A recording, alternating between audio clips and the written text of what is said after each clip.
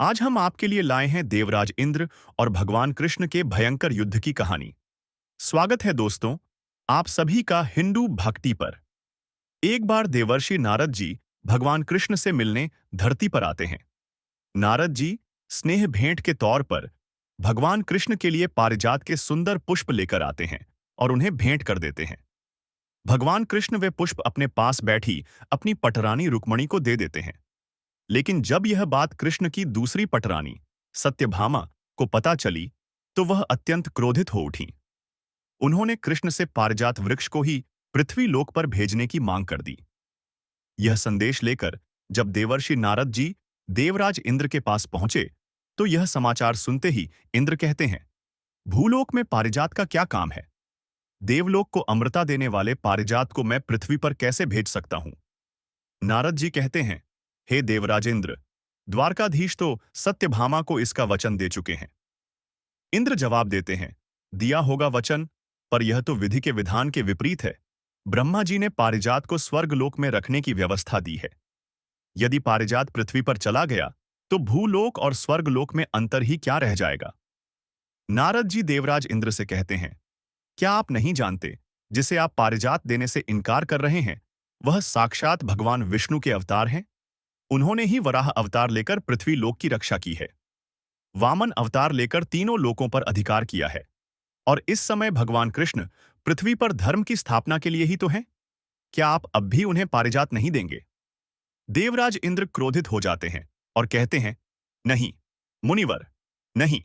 यदि द्वारकाधीश चाहें तो स्वर्गलोक के सभी वस्त्र, आभूषण और रत्न अपने उपयोग के लिए मांग सकते हैं, परंतु पारिजात नहीं। यही संदेश लेकर नारद जी भगवान कृष्ण के पास जाते हैं और कहते हैं, प्रभु, देवराज इंद्र ने पारिजात को पृथ्वी पर भेजने से स्पष्ट इनकार कर दिया। उन्होंने कहा, आप वस्त्र, आभूषण, रत्न सभी ले सकते हैं, किंतु पारिजात का वृक्ष नहीं। इंद्र का यह जवाब सुनकर भगवान कृष्ण अत्यंत क्रोधित हो जाते हैं और रौद्र रूप में आकर हुंकार भरते हैं कि चाहे इसके लिए मुझे देवराज इंद्र से युद्ध ही क्यों न करना पड़े, लेकिन मैं पारिजात का वृक्ष पृथ्वी पर लाकर रहूंगा। भगवान कृष्ण को स्वर्गलोक की ओर आता देख देवराज इंद्र पारिजात की रक्षा के लिए युद्ध करने को तैयार हो जाते हैं। देवराज इंद्र और भगवान कृष्ण के बीच भीषण युद्ध आरंभ हो जाता है। देवराज इंद्र कृष्ण पर तीरों से प्रहार करते हैं, लेकिन उनके सभी तीर कृष्ण को कोई नुकसान नहीं पहुंचा पाते। फिर देवराज इंद्र भगवान कृष्ण पर अपने वज्र से प्रहार करते हैं। भगवान कृष्ण वज्र को अपने सुदर्शन चक्र की मदद से नष्ट कर देते हैं। कृष्ण अत्यंत क्रोधित होकर सुदर्शन चक्र से देवराज पर प्रहार कर देते हैं।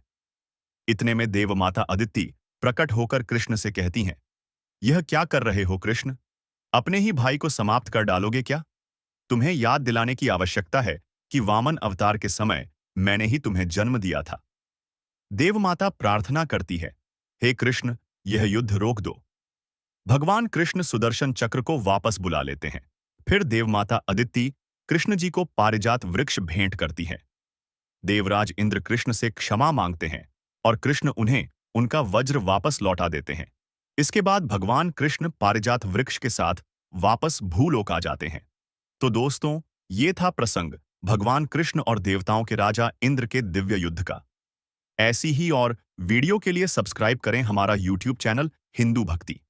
कोई सुझाव हो या शिकायत हो तो नीचे कमेंट बॉक्स में बताएं। आपका बहुत बहुत शुक्रिया।